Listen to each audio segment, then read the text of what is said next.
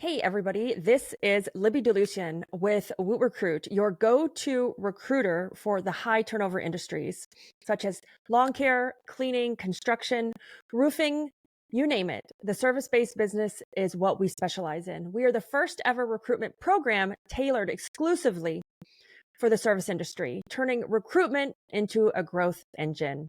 Again, I'm Libby DeLucian, and this week on our YouTube channel, we have Drew as one of our amazing guests. Drew, tell us just a little bit about yourself. Yeah, sure. Thanks for having me. My name is Drew Larison. I'm the founder and CEO of Larison Media, which we are a marketing agency that partners with small businesses to help them increase their impact, whether that's internally, locally, or beyond, because we truly believe that small businesses have the power to change the world. So we're helping out a lot of agencies with all things digital marketing, or a lot of companies with all things digital marketing, from website design, development to social media, Google services, anything that really can help you increase your impact that you're having. Awesome. So what better person to bring on here to talk about really how does our brand or employer brand help us with recruiting? I want to kind of help our guests because, we have Facebook and we have Indeed that we can recruit from. But what's that thing that it can help us recruit organically? And I feel like that's our brand. Mm-hmm. Absolutely. So let's dive into looking at our brand. What are some tips? And what is the difference between brand or employer brand? Can you even explain that? I feel like it's the same thing. It can be. Yeah. And I don't know. I define things. I don't know. I've got my own little definition. So there's always like the words like advertising, marketing, and branding. Those are like the three categories, right, in this world. And I kind of look at them in a way where advertising is more of like a short game. It is like a Facebook ad or a Google ad. You have like an intentional purpose with like a timeline. Like that's advertising. I mean, you see like a Labor Day sale, or something like that. It's more like a short game. Marketing to me is the long game, where marketing is just, any action or idea that you have or you take that in hopes will increase your overall brand. Like that's marketing to me. That can be the way your website looks. That is how your staff talks to someone. That is how they answer the phone. That's, all the way to like, I don't know, it's snowy in Indiana today, like how welcoming your office is or how welcoming your storefront is. That's marketing to me. It's anything you can do in hopes to increase your brand. And branding to me is the game, simply put. Like we have advertising, the short game. We have marketing, that's the long game. Branding is the game. A lot of people will say branding is your colors or your logo or your fonts that you use. To me, branding is simply what people think about you when your name is brought up. What emotions do they have when they see your logo or when they hear your name or hear the owner's name? Like what type of feelings do they get? Obviously the easy examples are a company like Apple, where we see that Apple, there are certain emotions people have with that. If you're more of an Android person, they're maybe not great emotions, but like that's brand to me, is like what type of emotions do people get or what type of feelings do they have when they see your things like your logo or hear your name. And, normally in this conversation, we're talking about customers, people that could be spending money with you. But in this conversation, we're also talking about people that might want to work for you. And in the exact same way, we care even more money than our 100%. Yeah. But like in the exact same way, we care deeply about what our customers think of us and what our brand is with our customers. We also really should care deeply about what future employees think about us. What emotions do they have when they maybe see you post a job opening? Is that something like, oh, I've always wanted to work for them? Or is it like, oh, yeah, there's no way I'm filling that application out? Like what is your brand when it comes to consumers, but what is also your brand when it comes to potential job candidates? I love that. And I feel like it's a great explanation. And so many people only focus on the short term, right? They're like, let me put a job app on Indeed. And just like with marketing, that's paid ads and that constantly cost us money. And so many people don't focus on the game, which is the brand of the company. Yeah. So in Organize It, I've done what we do right now. Like I do this weekly podcast, I do a weekly video for WootRecruit, but I also do the same thing and Organize It. And We put it out every week. And so I'll walk into our office and people will literally know my name. They'll know, oh, you're the orange and black lady. Like, I see your videos everywhere. Like, oh my God, I love your content. Yeah.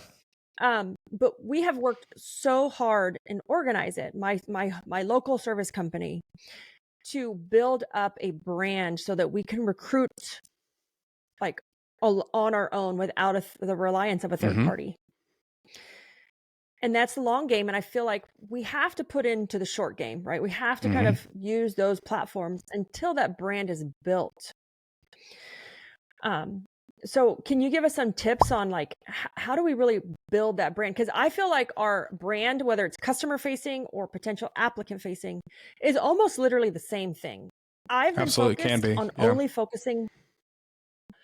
I focus on our more of what it looks like to an employee versus a customer. Now that could be the wrong thing, but I want our job to look like a real job. I want to feature real people, tell real stories, and that would resonate to our customers too, because they know we're worried about and focused on our employees. Yeah, and you're 100% right. A lot of the times it is the exact same strategy, just with a different mindset. You know, like if we're worried about our brand consumer wise, we're definitely maybe showing more of like the benefits to our service, maybe customer testimonials, or before and afters, especially in the cleaning world, before and after pictures, things like that. Though if I was a customer, I was like, oh, I'm hiring those people. Did you see that amazing post they did? Same type of thing for consumers. You know, maybe show a testimonial of somebody who works for you, or you know, maybe I like to say like show that behind the scenes content. You know, maybe you did a staff outing at a bowling alley. Tell people that. You know, and like there's ways where that piece of content can help obviously your hiring, but also your advertising for your services too. Because I don't know, I'm a consumer. I'm like, oh, these people take care of their people, which is something that matters a lot to me, that I like the companies I'm working with are good to their people. That's going to have me think more about them. That's going to have me think a higher position of what their brand is, which just goes back to what I was saying, what with marketing, could be any action or idea that a company has or takes in hopes to increase their overall brand. But like turning, that curtain to show behind the scenes what's going on. Maybe it's somebody's brand, like just little stuff too.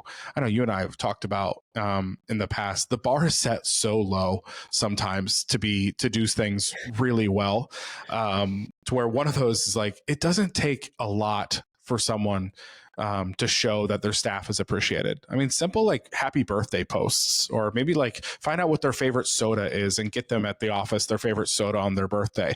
But it goes back to anything marketing, advertising too. You have to be in the mind, and Libby, you do a great job at this. You have to be in the mindset of documenting. And it's just not about content creation, but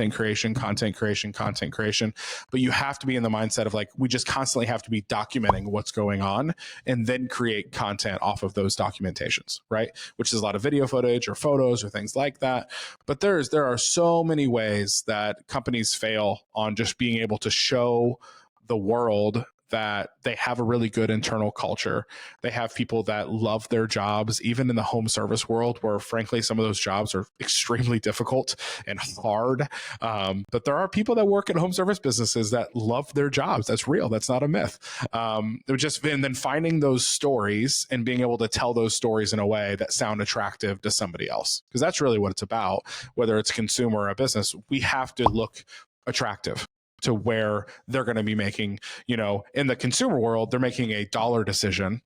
In the employee world, they're making a life decision. So if anything, that decision means a lot more than what a consumer decision means. So you have to just be able to find yourself looking attractive to whoever's looking at your content. Drew, I love that in a consumer world, it's a dollar decision, and in an applicant world, it's a life decision. Right? So this true. could be a career, a change of job. Here's what a lot of people don't realize is that to take your job, they could be leaving another job, right? That risk factor, it puts a person in a vulnerable spot. Like, is this going to work out? Is this for me? And I see so many companies try to find the easy button or take a shortcut as far as, cookie cutter stuff, stock stuff, just copying, pasting other people's job ads or core values or mission statements because they don't want to take the time. And I was guilty of that when I first started. Like I found some core values that I just found on the internet and said, oh, these sound like me. And what I found was it did not represent the brand and did not attract the right fit to my company. And so by doing this and focusing on like brand and who the company is and documenting, so like I record everything, whether we use it or not, because it's not so much stage content as it is real documentation, real parties, real people, real stories, has really helped us find right fit for our culture. Sure. It's a big part of it. And, you know, when you first asked me when I got on there, like, tell me a little about yourself. You guys heard me say that sentence that Larison Media exists to partner with small businesses so that together we can increase their impact internally, locally, and beyond, because we truly believe that small business owners have the power to change the world. That is something that's become our why statement, which hopefully if you ever see me on another podcast, I say it exactly that way. But like, with the why statement, we did a why discovery as a company a few years back, and it kind of changed everything. It just became this North Star for all of us. And recruiting, honestly, this is such a powerful tool for recruiting, like what you're talking about with core values. But, you know, with recruiting, let's just say this. Okay, there's company A and there's company B. Company A, they're both like cleaning companies, let's say. Company A has this amazing, powerful why statement that talks about, here at Cleaning Company A, we exist to give back time to our families and our companies that we service for, because we truly believe they are a healthier, happier family when they don't have to spend time doing tasks like cleaning. Compared to Cleaning Company B.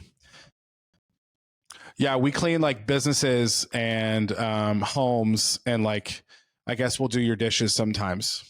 Do you want to come work for us? It's a giant difference, Drew, right? I like it even. I love it even more when the why statement or the mission statement is only centered around customers, right? Oh, yeah. Not like it more. I'm being sarcastic.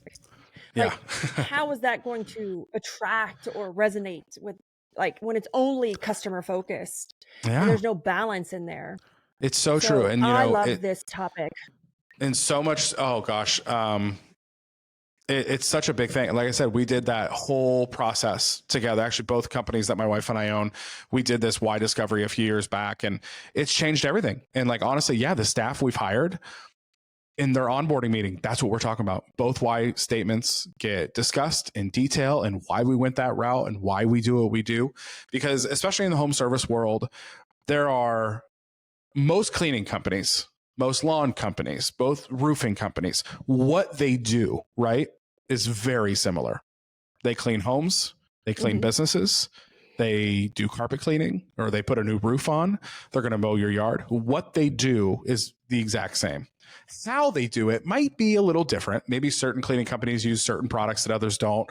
Lawn mowing companies, maybe they do their trimming this way. Roofing companies, maybe they only do metal. So how they do what they do might be a little different. But the one thing that's really going to set you apart, if there's somebody looking for a job out there, they don't really care what you do. They don't care how you do it. They want to know why you do it. And if you really figure that out, and that becomes the North Star of your company, so much so, if they talk to people who work in your company and those people are bought in to that why as well, amazing things can happen. Amazing things, you know, because you're not just another company anymore. You're a mission, you're a cause.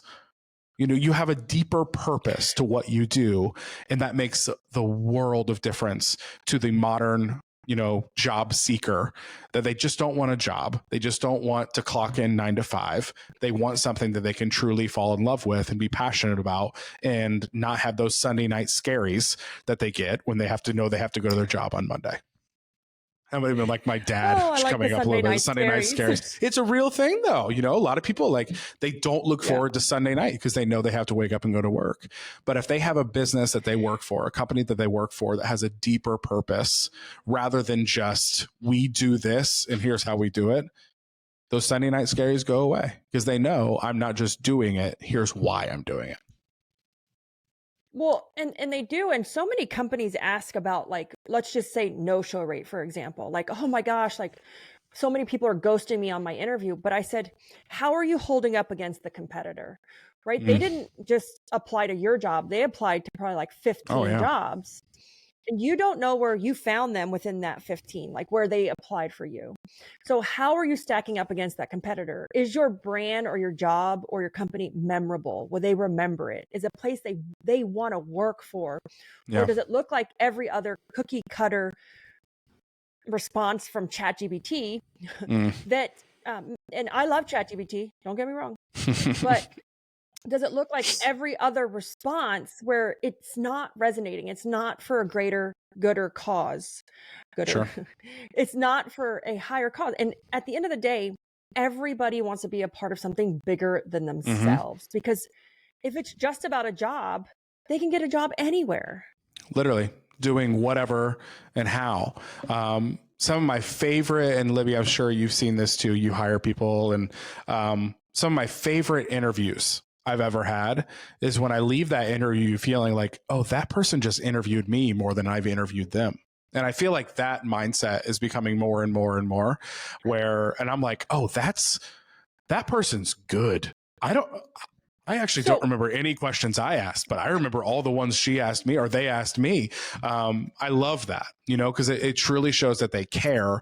But I also think it goes back to my point of the modern applicant is not the applicant of the past. They want to find a company that they really feel like they could be at home with and that has a deeper purpose checking in or clocking in and clocking out every day. And I love that. But I'm like, I don't know if anybody's listening to this who maybe isn't an employer, but an employee, which actually good on you if you're listening to this podcast as an employee, because that's some deep research.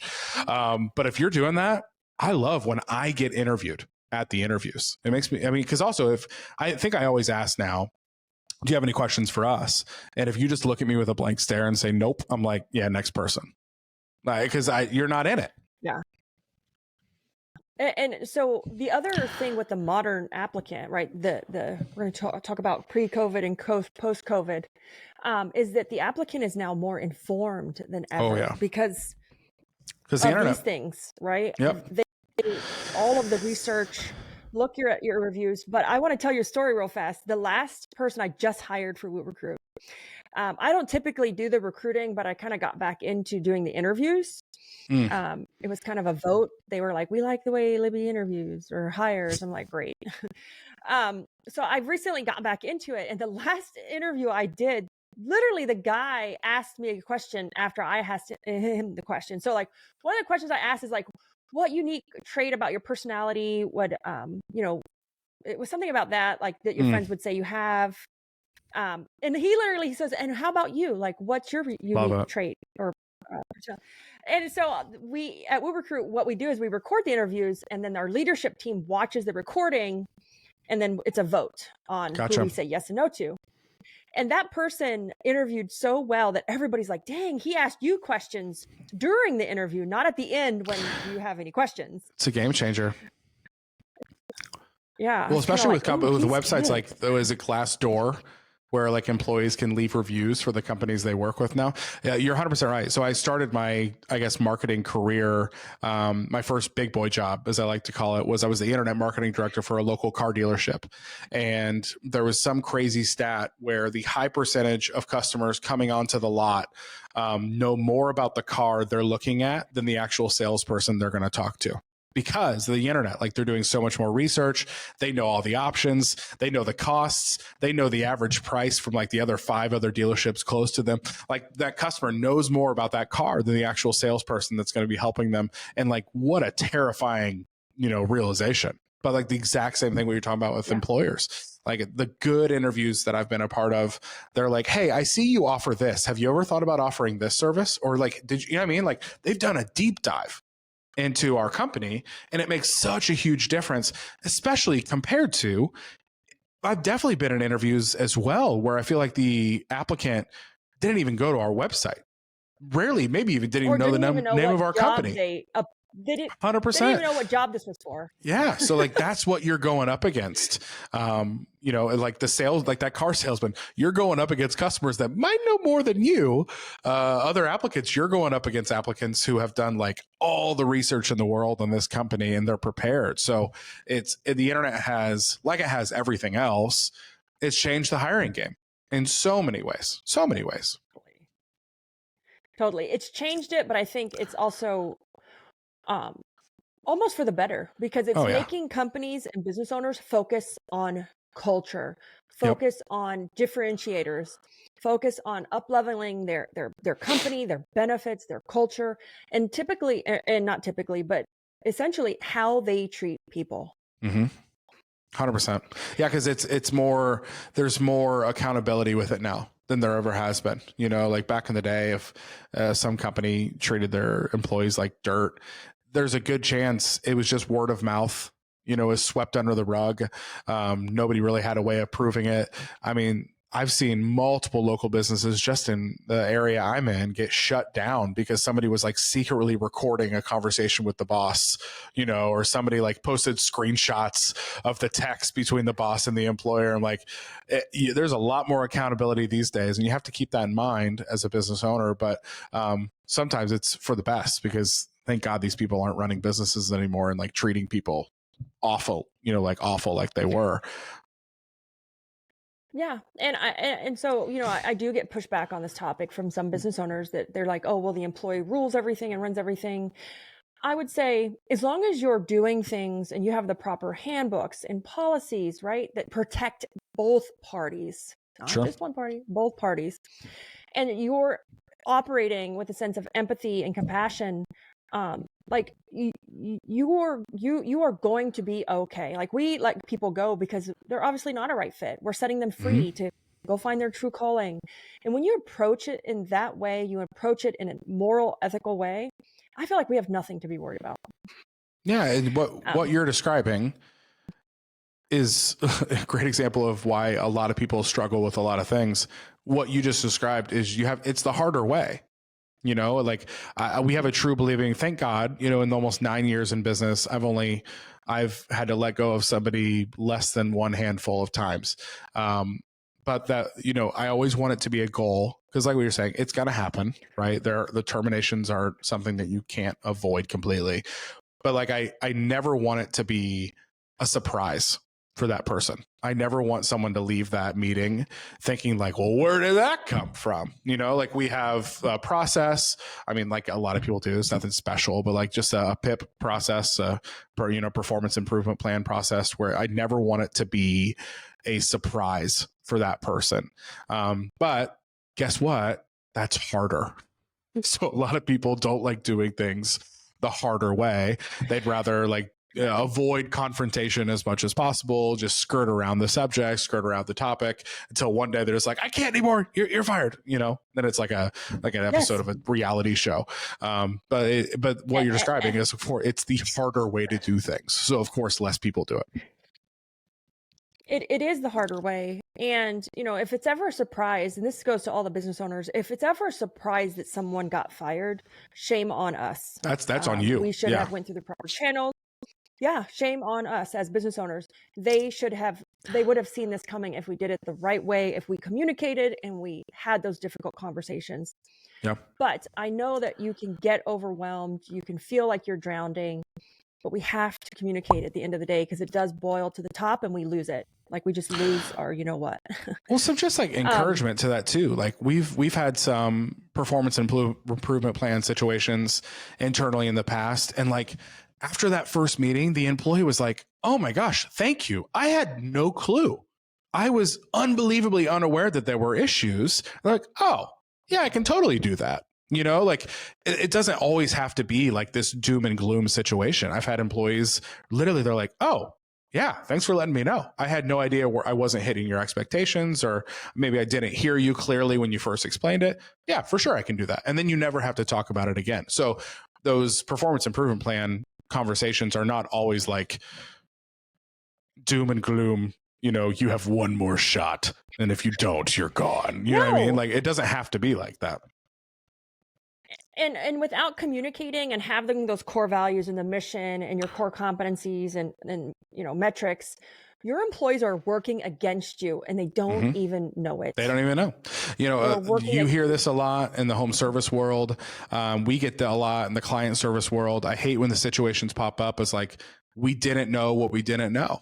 And the only reason we didn't know is because there was poor communication happening. The same thing can happen just employer-employee relationship. High majority of the time, probably when there's an employee issue, they probably don't know what they don't know in that moment. But that's when those moments can happen. Like I said, those first meetings don't have to be unbelievably intense. That might last 5 minutes because the employee will be like, oh, I didn't know that. Now I know that. I will continue to, you know what I mean? But it's so much so, like a lot of things, just comes down to communication and just making sure everybody's clear on expectations. It's just relationships in general. But yeah. Awesome. So Drew, I want to go ahead and wrap this up. I want to thank you for being a guest. I love ending on this note of like, there's nothing better than over communicating. It's true. It's impossible, actually. To make sure approach those difficult conversations head on. It's harder for that 5 seconds that you're leading up to it. And after that, it's so much better. So much better. 100%. So again, this is our WootRecruit YouTube channel. If you enjoyed this episode, please remember to follow, like, and share with any business owners that you know that may be struggling in that recruiting space. We release a new video with a new topic every Monday. So make sure to follow us. Again, I'm Libby with WootRecruit. We're the first ever recruitment program tailored exclusively for the service-based industry.